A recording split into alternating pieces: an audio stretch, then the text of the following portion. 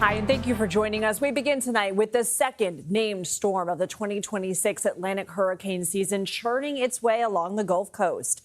This satellite imagery shows Tropical Storm Bertha making its way through the Gulf of Mexico. The storm system is threatening the region, sparking watches and warnings across multiple states.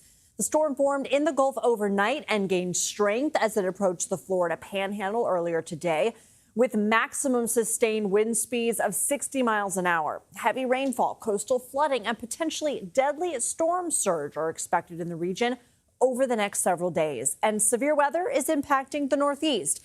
A tornado watch and flood warning are in effect in New York City and parts of the tri-state area. The severe weather has resulted in significant flight delays and cancellations. According to FlightAware, more than 5,000 U.S. flights were delayed today, along with more than 2,000 cancellations. CBS News national correspondent Lana Zak joins us from New Orleans. So, Lana, how are things right now? What are you seeing? Hi there, Lindsay. Well, as you said, since we spoke yesterday, we now know that it is a tropical storm, and there are areas that are already being battered. Panama City Beach, wind gusts of up to 59 miles per hour. We are moving our team in advance of the storm. So while they're seeing a lot of rain, gusts, and some of those bad conditions at the beaches, we're talking about deadly, the potential for some deadly rip currents, many beaches already being closed, businesses shut down. We are right now in the New Orleans area. As you can imagine, they know a thing or two about flooding, and they want to make sure that this area stays secure. And in many ways, what they do here has been not just a blueprint for other parts of the country, but actually they have shared that information with other parts of the world. Lana, talk to us about preparations. Well, let me show you one of the major preparations. This is the surge barrier in New Orleans. It spans nearly 2 miles in length. It's the country's largest. It was built after Katrina.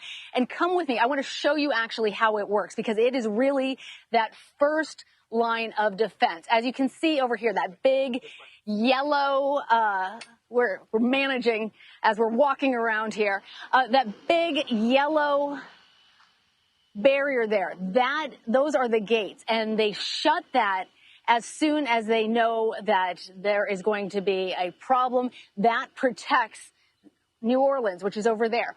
You may wonder, though, why they haven't already shut it. I was speaking with the person who manages this area, and he explained to me that there are lots of people who make their living by being out on boats in this area. They're out there, they're trying to finish their fishing. There are recreational boaters who might be out there. And so they don't want to close that barrier until everybody is safe and sound in harbor here. So they're going to be closing that soon. They've been running tests. We've also been speaking with others about the ways that they are trying to prepare for homeless and elderly populations. We also spoke with a manager in Jefferson Parish who was talking about the problems with wind and that it will bring potentially down some power lines. So all of those are the considerations. They are actively prepping for that now, Lindsay. Okay, Lana Zak, thank you. Those are the preps. For more on the forecast, let's bring in CBS News New York chief weathercaster Lonnie Quinn. Lonnie, what's this thing going to do? Okay, what it's going to do is it looks like it wants to travel parallel to the northern portion of the Gulf Coast, right? What happens with that, Linz, a lot of the storm is going to be interacting with the shoreline, like the outer edge of the storm, the northern fringe of that storm.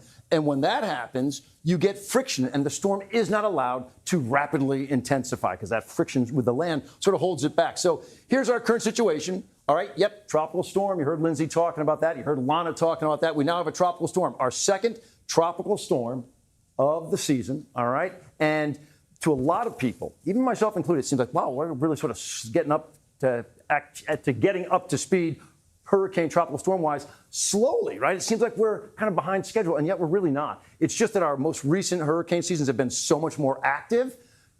July 16th is typically when we normally see our second named storm, and here we are, right in that vicinity, right? So it's kind of on par with an average season. All right. What's happening with the system? I talked about it traveling. It's offshore right now, about 100 miles offshore from Mobile, Alabama. And it basically stays offshore. Now, if it does travel on that track, All right. The worst case scenario is, and I'm talking moving due west the entire time, and it sits and spins like this, right? So it's pushing water the entire time. And the catch-all in a situation like this, look, boom, it's this right angle right here, all right, right around like Lake Pontchartrain and New Orleans. So if that holds true, worst case scenario, and I'm talking now the worst case scenario, is 2 to 4 feet of storm surge. Now, look, they have been through much bigger storms. They've seen 9, 10 feet of storm surge. 2 to 4 feet, they should be able to handle, but you never turn your back on any sort of tropical system, a tropical storm or a hurricane. I know most people are hearing, hey, it's not a hurricane, it's a tropical storm, so we're good. Not necessarily, right? It's moving slowly right now at only 6 miles per hour.